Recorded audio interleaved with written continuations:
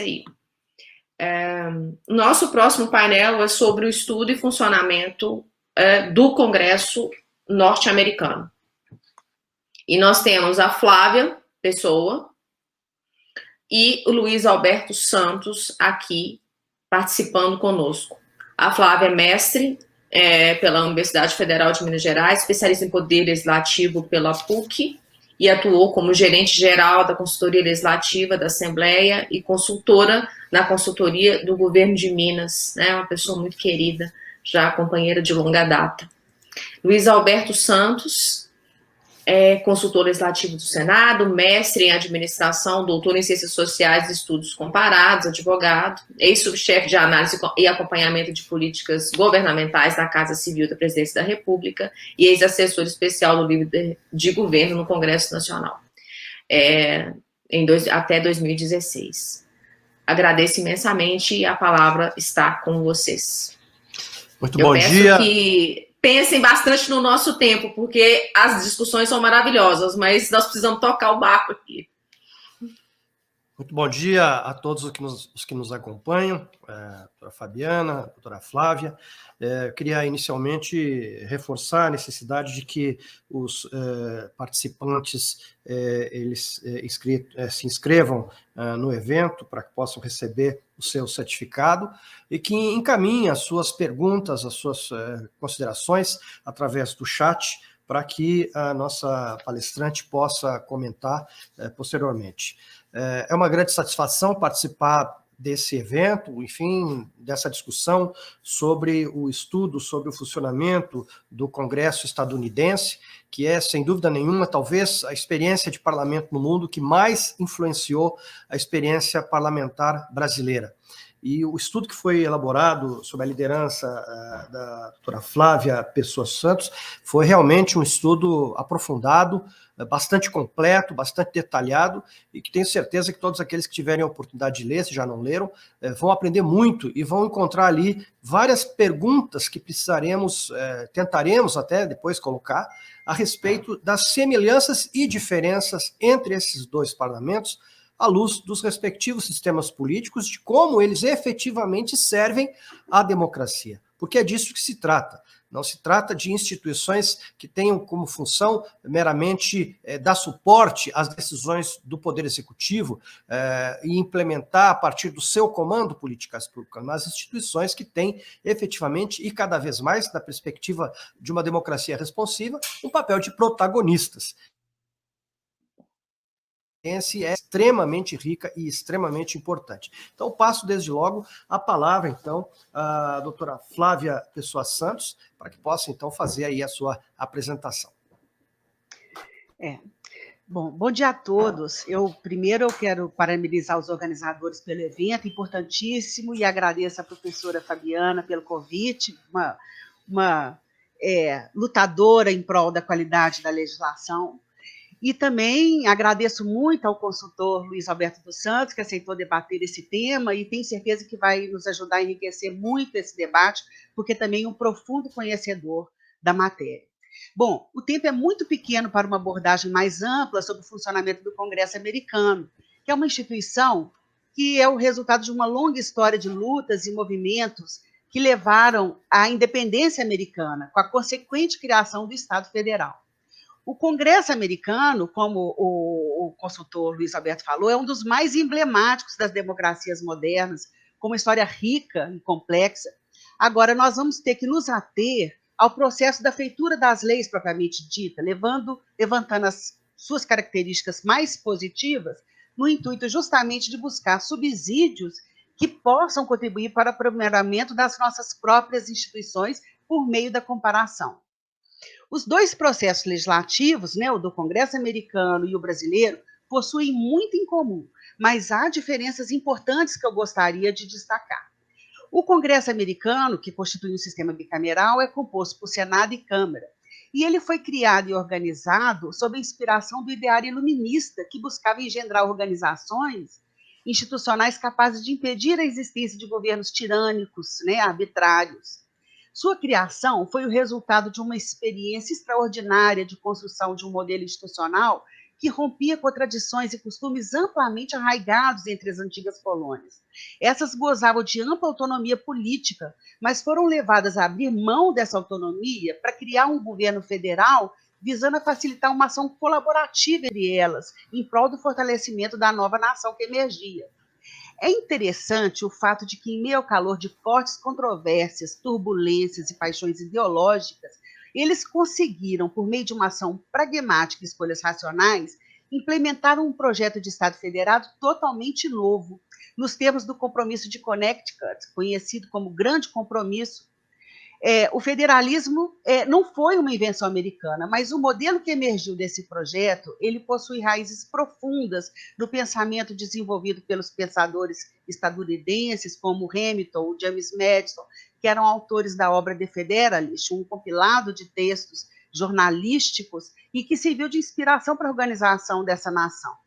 A Constituição, que recebeu uma forma escrita inédita no mundo até então, ela foi ratificada pela maioria dos estados existentes, eram 9 entre 13 ratificaram essa nova Constituição, e passou a vigorar em 1789, que foi o ano do começo da Revolução Francesa.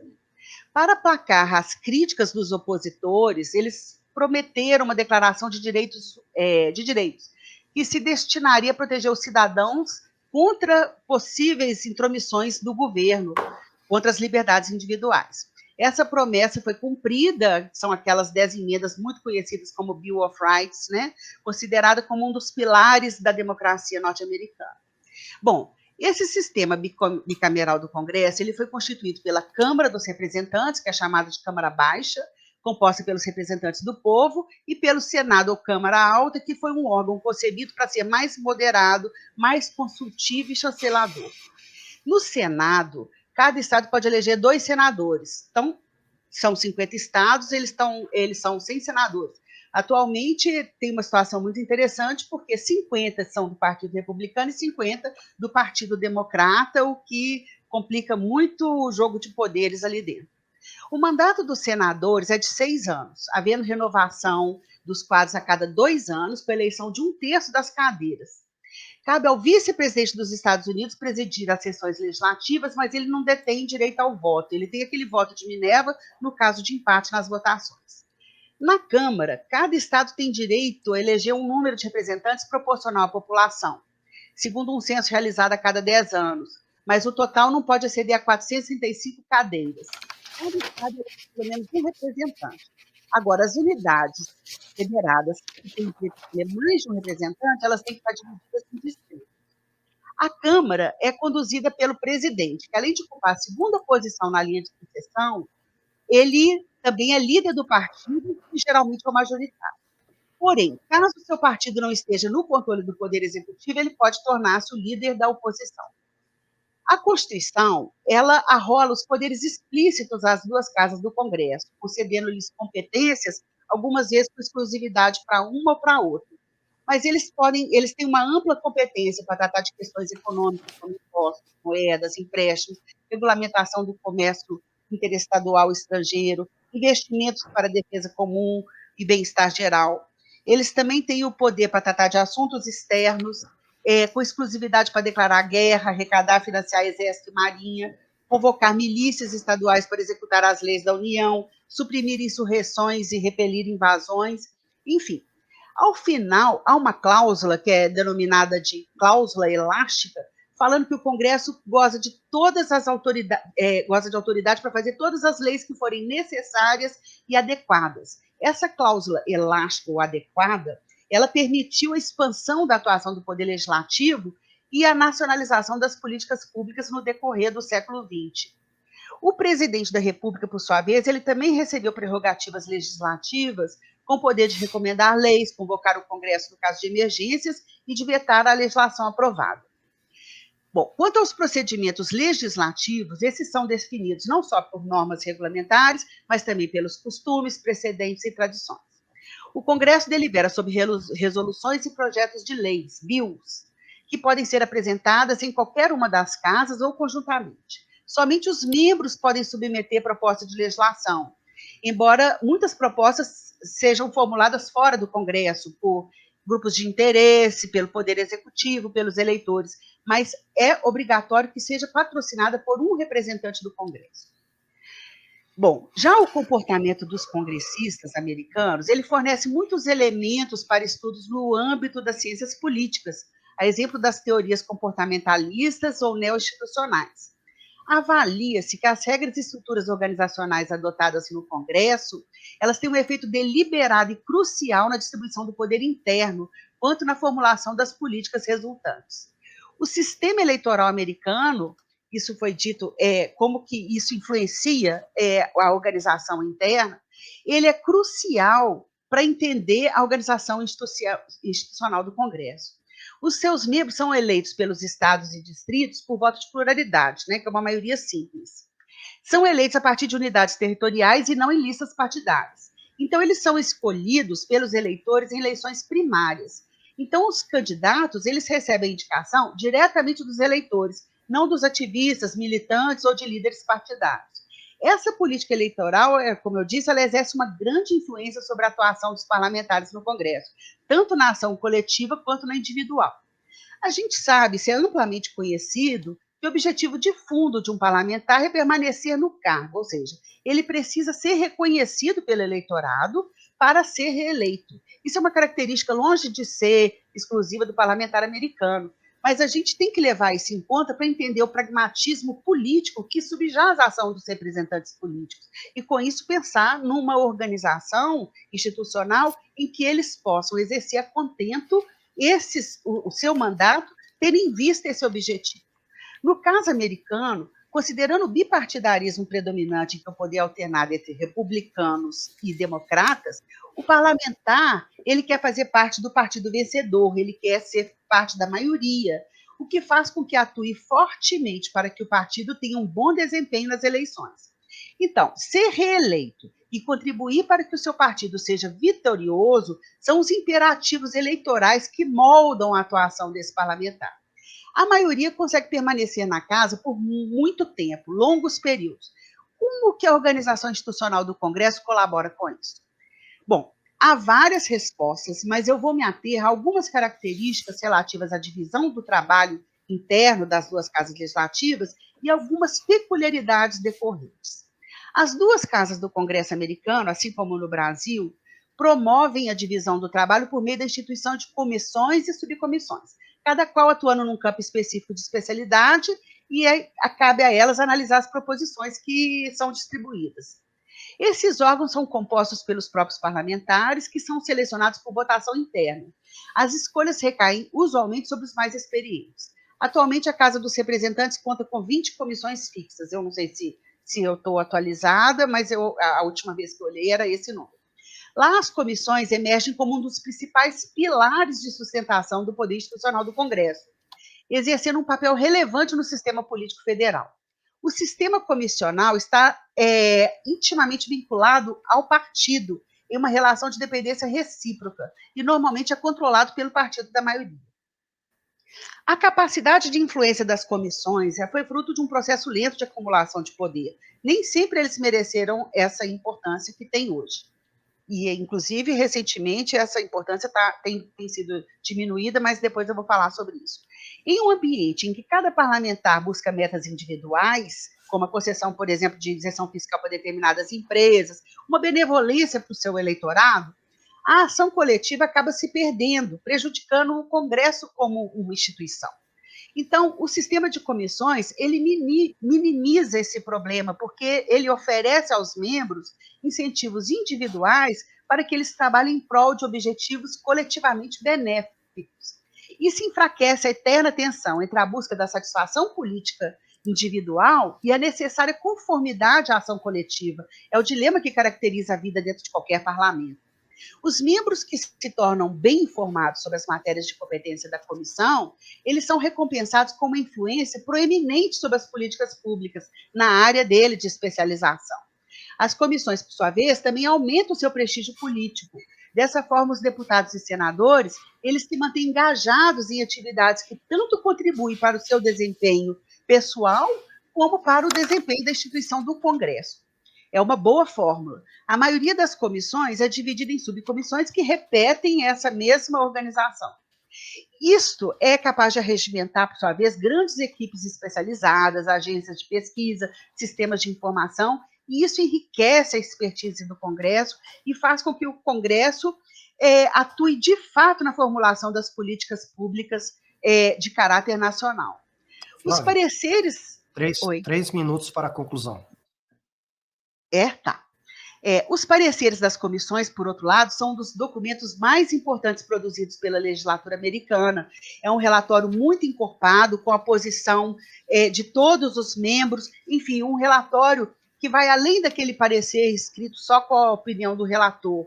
Ele contém, de fato, um histórico e as controvérsias que foram, que surgiram na discussão do projeto. Tem também uma comissão de regras, eu não vou ter tempo agora de falar sobre essas peculiaridades, eu vou pular.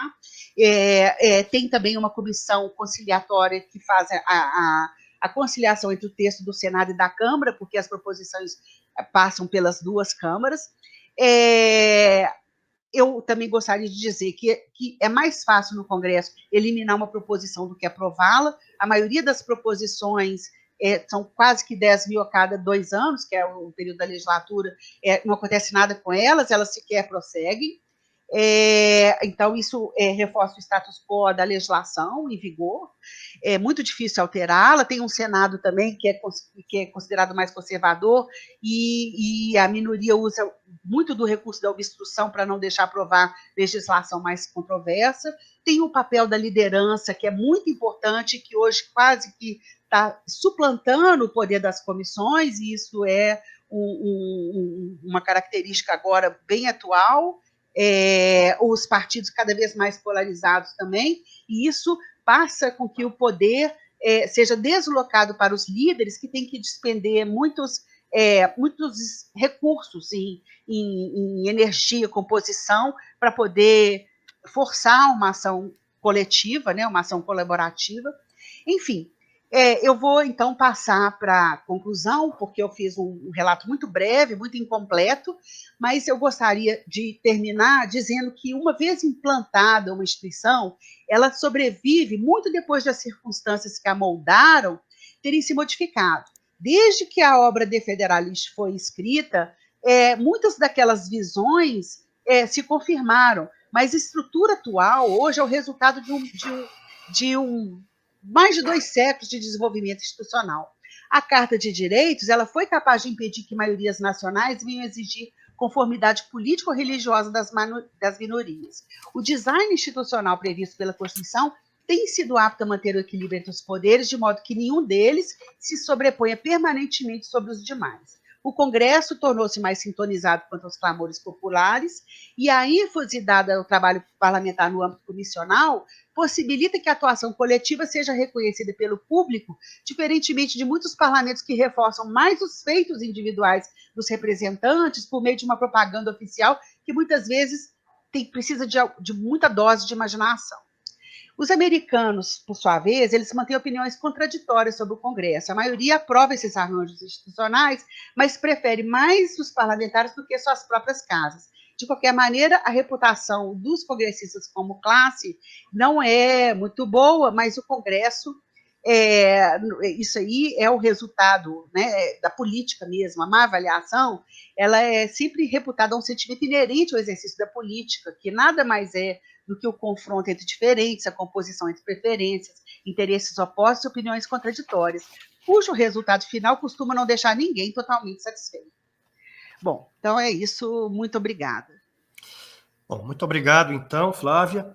Realmente, como nós podemos observar, se trata de um parlamento que, enfim, opera num contexto bastante peculiar.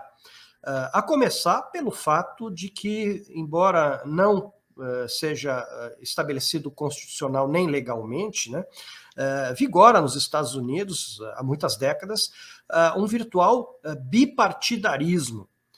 que permite que apenas 2 partidos se consolidem como representações parlamentares, com raríssimas exceções, né? Inclusive um fato peculiar, alguns senadores independentes apenas, né? Mas na Câmara dos Deputados não há nenhum parlamentar eleito que não seja republicano ou democrata, e mesmo os senadores independentes, em algum momento, eles acabam se filiando a um dos 2 grandes partidos para poderem prosseguir nas suas carreiras políticas. E isso, obviamente, né, acaba afetando toda a dinâmica do processo legislativo, assim como também das escolhas políticas que esses membros do Congresso estadunidense fazem, a partir de um sistema que elege majoritariamente, né, tanto os representantes da Câmara quanto os representantes do Senado, a partir de um sistema de voto distrital, né? Que, aliás, inclusive, tem sido objeto de análise na ciência política, como também um dos fatores de distorção da representatividade, porque, tradicionalmente, existem lá mecanismos que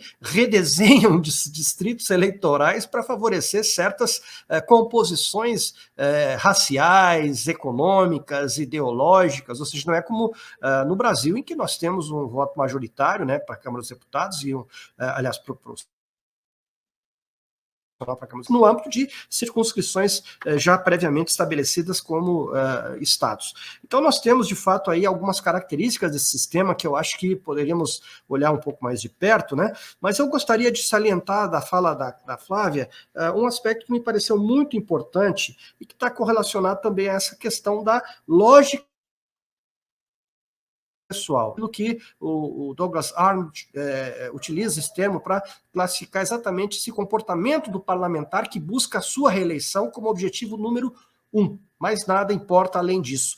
O que leva a, como disse a Flávia, que muitos membros do Congresso estadunidense se perpetuem nesses cargos, né? Aliás, é engraçado, tem até um filme que o Ed Murphy, o título em português é Um Distinto Cavalheiro, em que ele tem o mesmo nome de um congressista que já estava há 200 anos na Câmara dos Deputados, e o congressista morre. E ele tem o mesmo nome, se lança usando aquele nome. E aí se elege, né? E ele não sabe nada de Congresso, né? E acaba ali se envolvendo em todas as confusões, envolvendo esses comitês que têm um enorme poder no processo legislativo. Só que ele acaba depois descobrindo que ele pode usar aquela capacidade dele, embora ele seja um picareta, né, para elaborar e participar de leis importantes para melhorar a situação da população. Mas o dado é que, realmente, a partir dessa interface, né, entre os comitês e os interesses paroquiais que cada parlamentar representa, ele tem ali um instrumento fortíssimo para conseguir lutar pela sua própria perpetuação no cargo. E, a partir daí, eu coloco a seguinte questão: como é que se dá, Flávia, na tua avaliação, a relação entre os lobbies, entre os grupos de pressão, os grupos de interesse, nesse processo, na busca da influência e na consolidação de um poder que já é distorcido em função do próprio poder econômico, né? Como que, na tua pesquisa, encontraste assim, as evidências dessa influência dos grupos de interesse nas carreiras políticas, nas carreiras dos membros do Congresso Nacional nos Estados Unidos, né? Como que isso acaba influenciando, para o bem ou para o mal, as suas decisões. E um outro aspecto muito importante que eu queria te ouvir diz respeito a essa polêmica que nós frequentemente estamos vendo aqui no Brasil e que também ocorre nos Estados Unidos, que é o papel do Congresso estadunidense na apreciação dos processos de impeachment do presidente da República.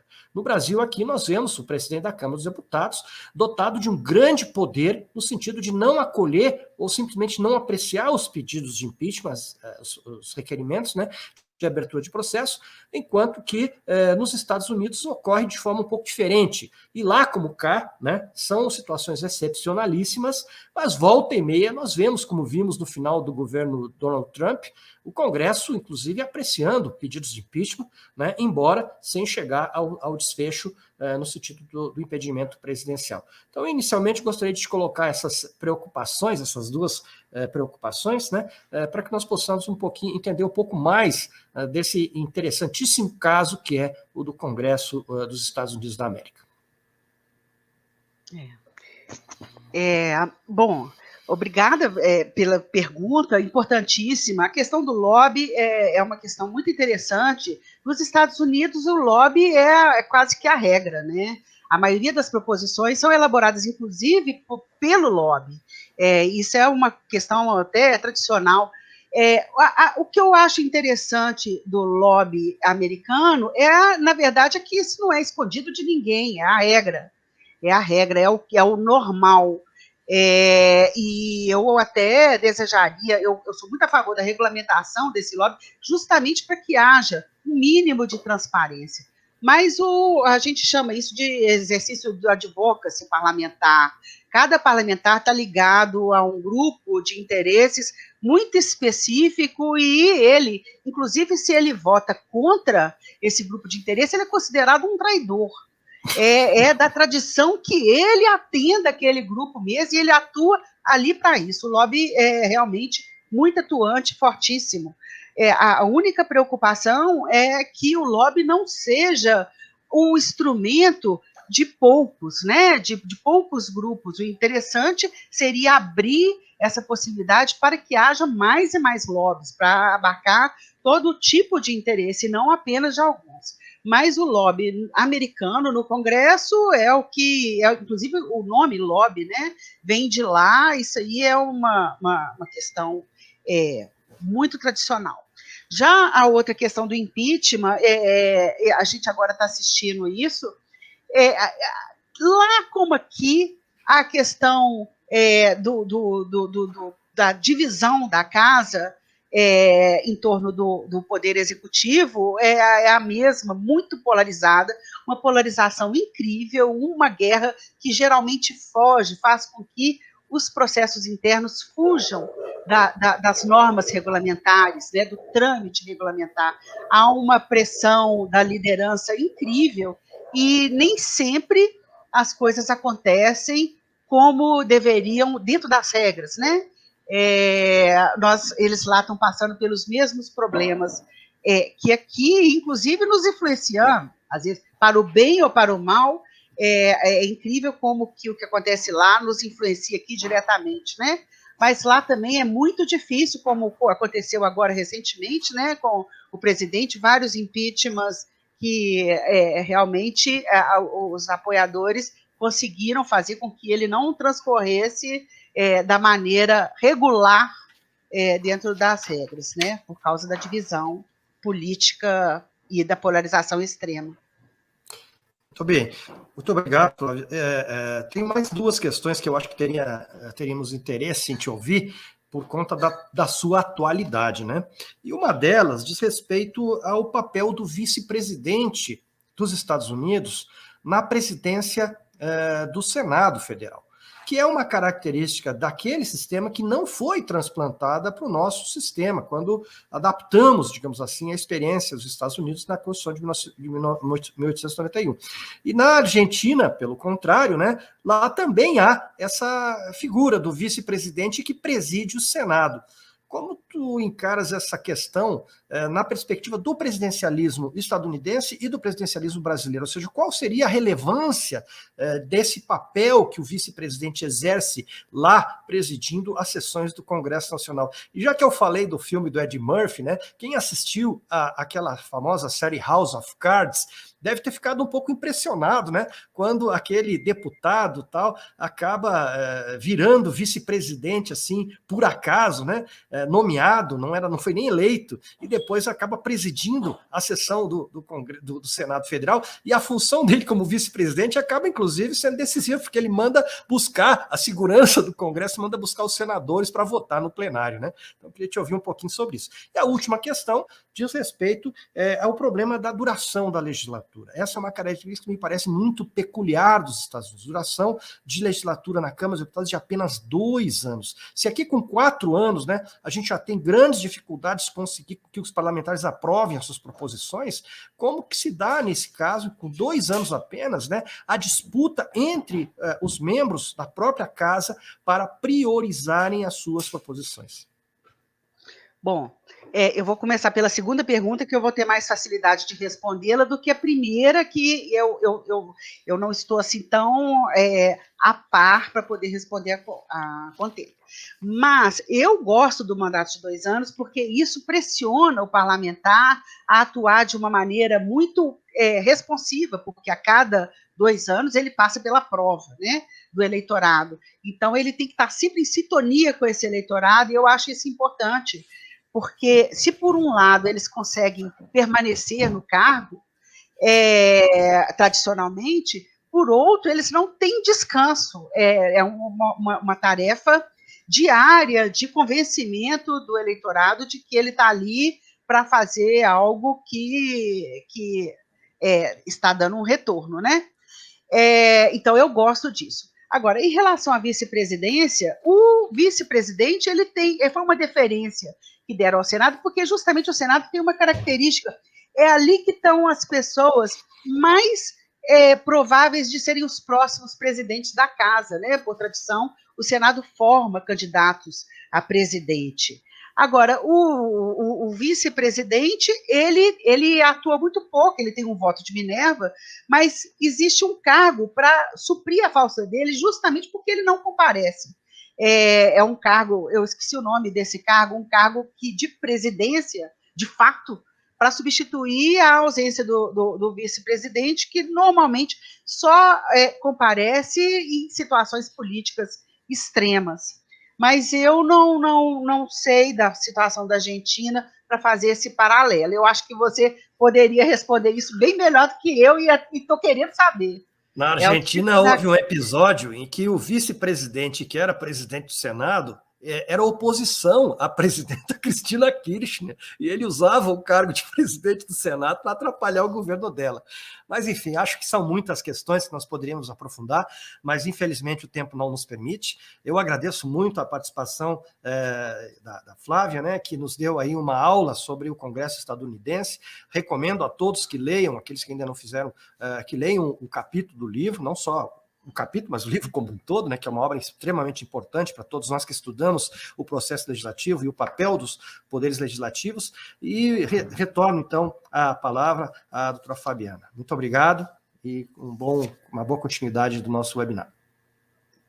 É uma pena que a gente precise ficar tão atento ao fator do tempo, porque eu quero fazer parte do seu cineclube. Também. Aliás, é muito interessante quando a gente examina a produção cinematográfica dos Estados Unidos sobre o Congresso. Sim. Excelentes filmes que nos ensinam como é que há décadas, né, vem se estruturando esse processo. No Brasil, infelizmente, nós ainda não temos, né, e isso deseduca, de certa forma, porque o público não tem ideia. Aliás, quando tem, é uma ideia distorcida. Não sei se vocês assistiram, tem uma série... É isso aí. Tá faltando uma série sobre o legislativo, na verdade. Uma brasileira. Aprovação. Vai superar e muito norte-americano. Exato, mas tem uma série, acho que na NET, que mostra lá como que seria a possível aprovação de um projeto de regularização da cannabis, né?